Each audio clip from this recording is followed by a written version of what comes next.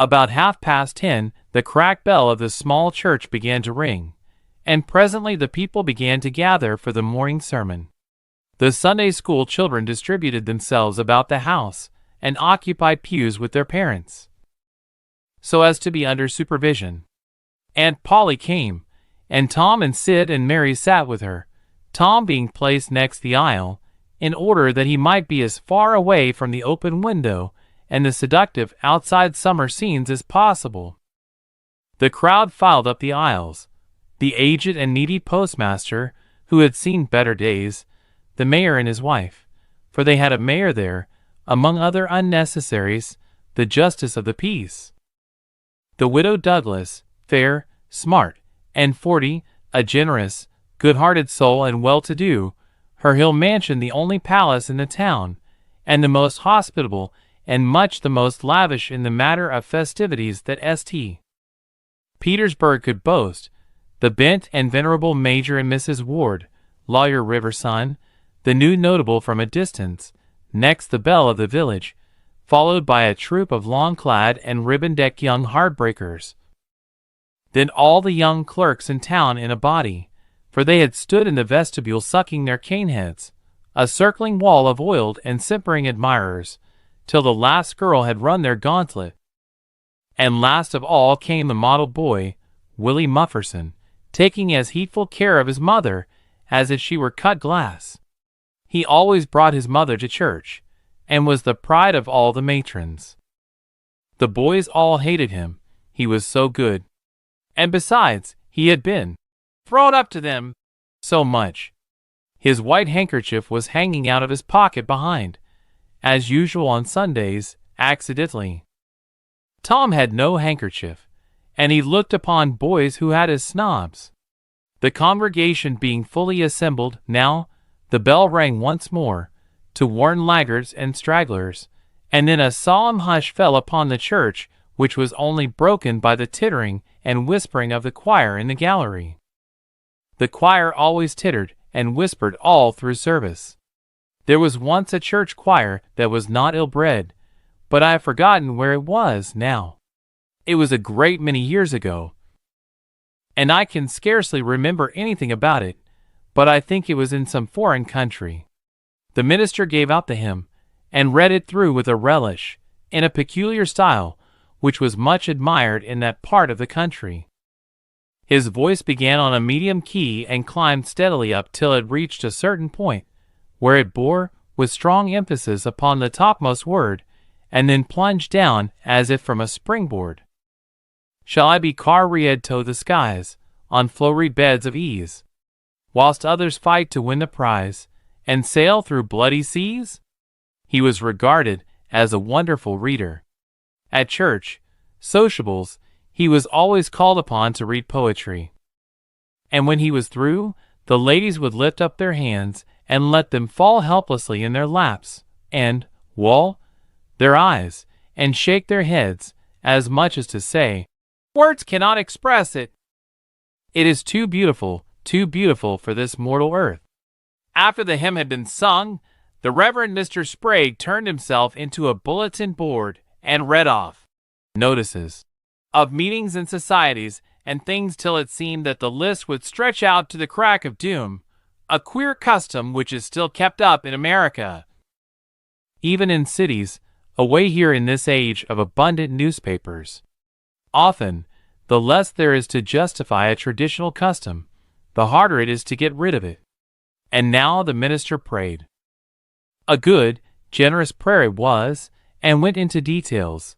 It pleaded for the church, and the little children of the church, for the other churches of the village, for the village itself, for the county, for the state officers, for the United States, for the churches of the United States, for Congress, for the President, for the officers of the government, for poor sailors tossed by stormy seas, for the oppressed millions groaning under the heel of European monarchies and Oriental despotisms, for such as have the light and the good tidings, and yet have not eyes to see nor ears to hear withal, for the heathen in the far islands of the sea, and closed with a supplication that the words he was about to speak might find grace and favor. and be a seed sown in fertile ground, yielding in time a grateful harvest of good. Amen. There was a rustling of dresses, and the standing congregation sat down. The boy whose history this book relates did not enjoy the prayer. He only endured it, if he even did that much. He was restive all through it. He kept tally of the details of the prayer, unconsciously, for he was not listening, but he knew the ground of old, and the clergyman's regular route over it, and when a little trifle of new matter was interlarded, his ear detected it, and his whole nature resented it. He considered additions unfair and scoundrelly. In the midst of the prayer, a fly had lit on the back of the pew in front of him and tortured his spirit by calmly rubbing its hands together, embracing its head with its arms, and polishing it so vigorously that it seemed to almost part company with the body, and the slender thread of a neck was exposed to view, scraping its wings with its hind legs and smoothing them to its body as if they had been coattails, going through its whole toilet as tranquilly as if it knew it was perfectly safe. As indeed it was, for as sorely as Tom's hands itched to grab for it, they did not dare. He believed his soul would be instantly destroyed if he did such a thing while the prayer was going on. But with the closing sentence, his hand began to curve and steal forward, and the instant the Amen was out, the fly was a prisoner of war. His aunt detected the act and made him let it go. The minister gave out his text and droned along monotonously through an argument that was so prosy that many a head by and by began to nod. And yet it was an argument that dealt in limitless fire and brimstone, and thinned the predestined elect down to a company so small as to be hardly worth the saving. Tom counted the pages of the sermon. After church, he always knew how many pages there had been, but he seldom knew anything else about the discourse. However, this time he was really interested for a little while. The minister made a grand and moving picture of the assembling together of the world's hosts at the millennium, when the lion and the lamb should lie down together, and a little child should lead them. But the pathos, the lesson, the moral of the great spectacle were lost upon the boy. He only thought of the conspicuousness of the principal character before the onlooking nations. His face lit with the thought, and he said to himself that he wished he could be that child, if it was a tame lion. Now he lapsed into suffering again, as the dry argument was resumed. Presently he bethought him of a treasure he had and got it out. It was a large black beetle with formidable jaws. A pinch bug, he called it. It was in a percussion cap box. The first thing the beetle did was to take him by the finger. A natural fillip followed. The beetle went floundering into the aisle, and lit on its back, and the hurt finger went into the boy's mouth. The beetle lay there working its helpless legs, unable to turn over. Tom eyed it, and longed for it, but it was safe out of his reach. Other people uninterested in the sermon found relief in the beetle, and they eyed it too. Presently a vagrant poodle dog came idling along, sad at heart, lazy with the summer softness and the quiet, weary of captivity, sighing for change. He spied the beetle, the drooping tail lifted and wagged. He surveyed the prize, walked around it, smelt at it from a safe distance, walked around it again, grew bolder, and took a closer smell, then lifted his lip and made a gingerly snatch at it. Just missing it, made another, and another, began to enjoy the diversion, subsided to his stomach with the beetle between his paws, and continued his experiments, grew weary at last, and then indifferent and absent-minded. His head nodded, and little by little his chin descended and touched the enemy, who seized it.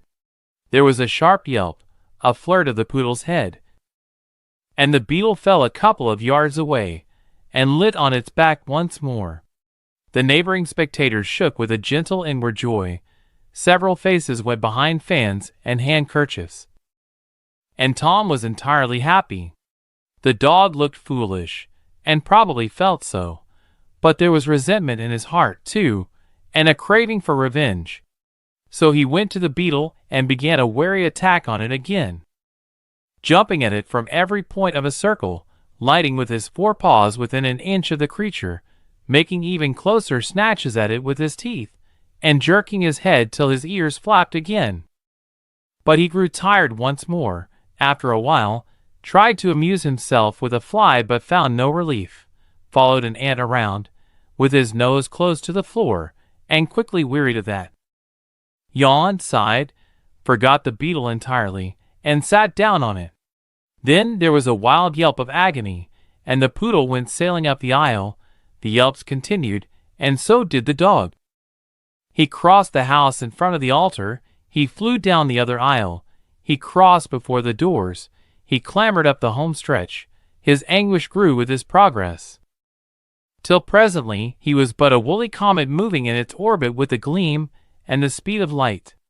At last the frantic sufferer sheered from its course, and sprang into its master's lap. He flung it out of the window, and the voice of distress quickly thinned away, and died in the distance. By this time the whole church was red-faced and suffocating with suppressed laughter, and the sermon had come to a dead standstill.